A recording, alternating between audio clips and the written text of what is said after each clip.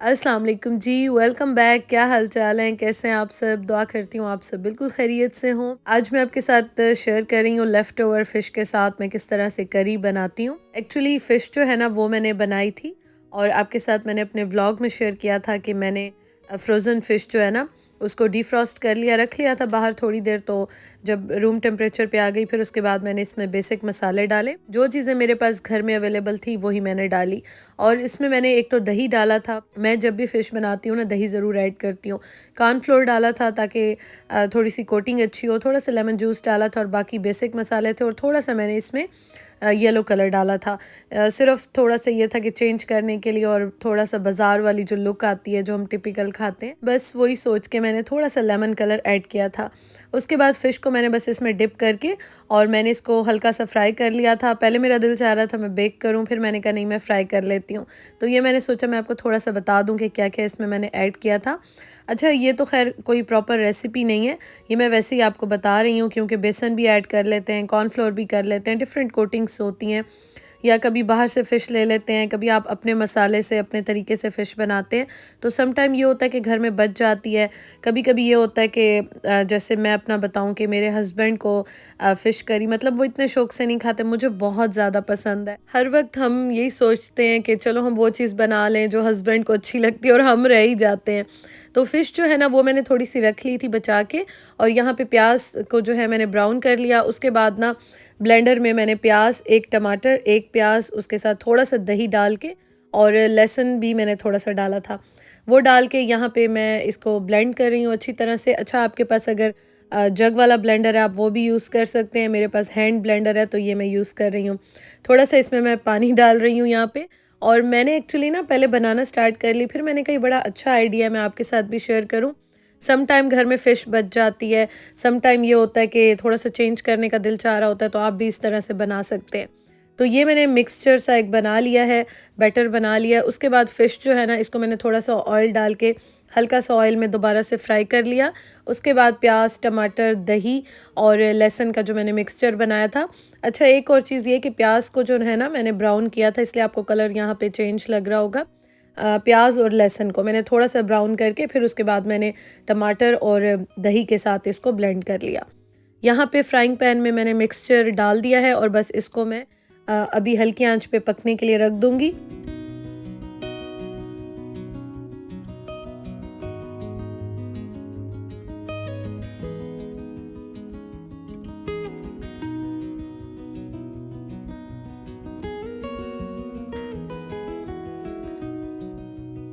Video जो मैं record कर रही थी ना तो एक क्लिप पता नहीं कहाँ मिस हो गया, मुझे अभी मिल ही नहीं रहा। इसमें मैंने नमक, मिर्च, दोनों मिर्चें, दरदरी मिर्च भी और दूसरी भी, थोड़ी-सी हल्दी मैंने डाली। अच्छा, मसाले मैंने थोड़े से कम डाले हैं क्योंकि फ़िश जो है उसमें अच्छे ख़ासे मसाले मैंने डाले थे। तो जो उसकी करी है, ग्रेवी है उसमें मैं मसाले जो है वो थोड़े से कम डाल रही हूँ। तो वो डालने के बाद जो पानी ड्राई हो गया तो मैं इसको यहाँ पे भून रही हूँ। साथ-साथ आटा भी मैं गूँध रही हूँ और मुझे बहुत सारे कमेंट्स स्टिल आते हैं कि ये क्या है, आप किस में आटा गूँथती हैं? ये एक्चुअली ब्रेड मेकर है जिसमें कि एक फ़ंक्शन है डो का और उसको मैं यूज़ करती हूँ और कुक वर्क्स का है ये ब्रांड। ब्रांड के बारे में बहुत क्वेश्चन आते हैं तो ये ईज़िली अवेलेबल है। आप अगर यूके में रहते हैं तो आपको आइडिया होगा, बाकी जगहों का मुझे आइडिया नहीं है। तो ये ब्रांड सबको आइडिया है जो यहाँ पे रहते हैं, तो ये इसमें एक फ़ंक्शन है जो कि मैं यूज़ करती हूँ।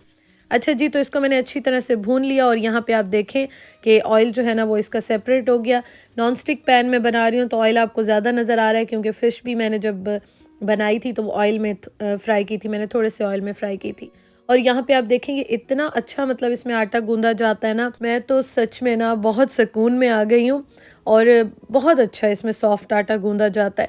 स्टार्टिंग में थोड़ा स्लो चलता है, उसके बाद ये आहिस्ता-आहिस्ता तेज़ होता जाता है और फिर एंड में आप देखें बहुत तेज़ होके और बहुत ही फिट वाला अच्छा वाला आटा इसमें गूँधा जाता है। तो साथ-साथ मैं देख लेती हूँ और उसके बाद फ़िश जो करी है ना उसको मैंने भून लिया। फिर मैंने पानी डाल दिया। पानी अब मर्ज़ी आप जिस तरह भी मतलब रखना चाहते हैं फ़िश करी आप रख सकते हैं, पतला रखना चाहें, गाढ़ा रखना चाहें, तो आप उस तरह से इसको रख सकते हैं। तो बस इसके बाद मैंने धनिया डाल के और इसको मैंने ढक के रख दिया। मसालों में मैंने आपको बताया कि मैंने बहुत ज़्यादा मसाले नहीं डाले, नमक, मिर्च, थोड़ी-सी हल्दी, थोड़ा-सा धनिया, थोड़ा-सा ज़ीरा पाउडर डाला बस। बाकी अगर आपको ज़्यादा मसाले पसंद हैं तो आप डाल सकते हैं, लेकिन मैं यही डालती हूँ।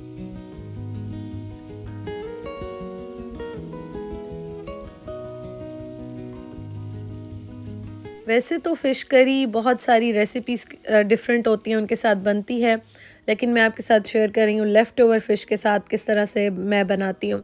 और फ़िश में चूँकि मैंने आपको बताया मसाले ऑलरेडी मैंने काफ़ी ज़्यादा डाले थे, तो इसलिए इसको मैंने थोड़ा-सा लाइट रखा है। और उसके अलावा ये है कि जो आप इसकी ग्रेवी है, करी है, वो आप अपनी मर्ज़ी से रख सकते हैं।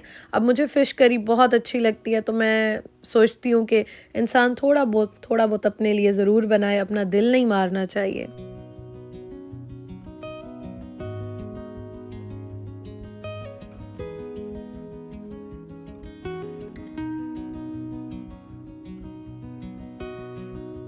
तो ये है जी फाइनल लुक। और मैंने इस तरह से ग्रेवी रखी थी।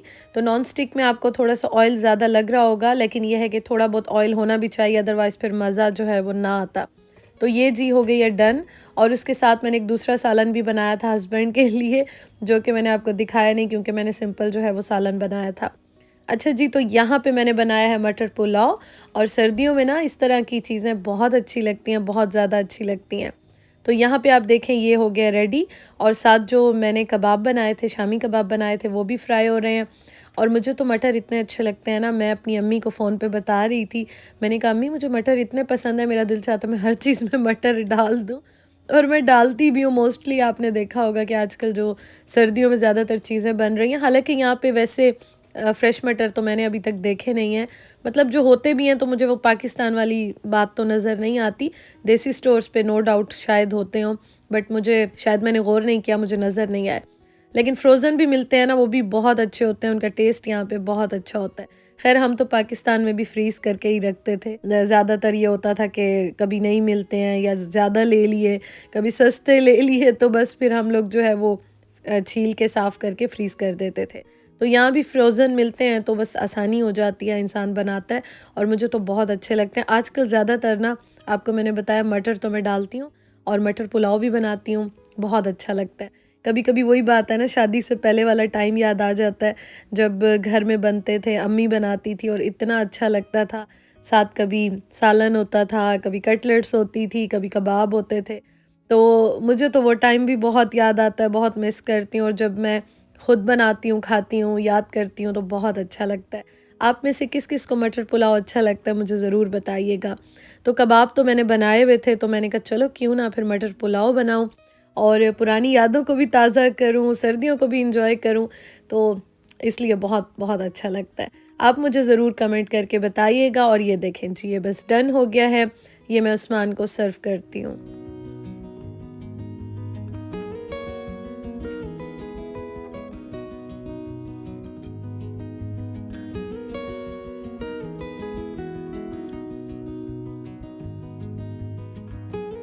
उस्मान को मैंने सर्व कर दिए और ये है मेरी प्लेट। और सर्दी ज़्यादा होती है या इस तरह से होता है कि मैं टेबल पे अगर इकट्ठे रख भी दूँ ना, तो उस्मान कहते हैं मुझे डाल के दो, मुझे सर्व करो। तो इस वजह से फिर मैं सोचती हूँ कि टेबल पे लेके जाना, फिर डालना, तो बेहतर है कि मैं यहीं से प्लेट्स में डाल दूँ और यहीं से ही डाल के उनको सर्व कर दूँ। तो ये मैंने प्लेट्स में डाल दिए हैं। और इसके साथ हाँ, मैंने प्याज़ वाला रायता बनाया था। मैंने दही में सिर्फ़ प्याज़ डाल के और थोड़ा-सा मैंने नमक डाल के रायता बना लिया था। और ये देखें जी, ये है मज़ेदार सा डिनर। तो आपको अच्छा लगता है तो बताइएगा। हम दोनों का तो ना मतलब मोस्ट फ़ेवरेट है, ऑल टाइम फ़ेवरेट है। और आज उस्मान को इतना अच्छा लगा था, वो बार-बार तारीफ़ कर रहे थे कि कबाब बहुत अच्छे हैं, राइस बहुत अच्छे हैं, आज का डिनर बहुत अच्छा है। कभी-कभी सिंपल चीज़ें भी ना बहुत अच्छी लगती हैं। मतलब मैं तो हमेशा आपसे यही बात करती हूँ कि खुश रहने के लिए, अच्छा खाना खाने के लिए ज़रूरी नहीं है कि बहुत महँगे खाने बनाए जाएँ या बहुत महँगी-महँगी चीज़ें, मुश्किल चीज़ें बनाई जाएँ, तभी आप लोग अपना दिल खुश कर सकते हैं, खुश हो सकते हैं। कभी-कभी सिंपल चीज़ें भी ना इंसान को बनानी चाहिए और कभी-कभी उनका मज़ा भी लेना चाहिए, बहुत अच्छा लगता है। आप मेरी बात से एग्री करते हैं कि नहीं करते, ज़रूर बताइएगा।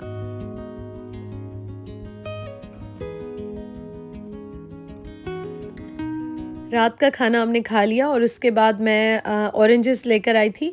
बहुत अरसे से खाए नहीं थे ना, बहुत दिल चाह रहा था। तो यहाँ पे मैं लेकर आई और मैं कट कर रही हूँ क्योंकि दिन के टाइम उस्मान जो है वो अक्सर बिज़ी होते हैं या नहीं होते हैं। तो इस टाइम हम दोनों इकट्ठे होते हैं तो बहुत सारी चीज़ों को खाने को खानों को खाने की चीज़ों को हम एन्जॉय करते हैं। फिर अच्छा लगता है, 2 लोग हैं तो इकट्ठा खाना बहुत अच्छा लगता है। तो ऑरेंजेस हमने खाए, बड़ा मज़ा आया, पाकिस्तान को मिस किया। Thank you so much for watching. अपना बहुत ख्याल रखें, अपने प्यारों का ख्याल रखें।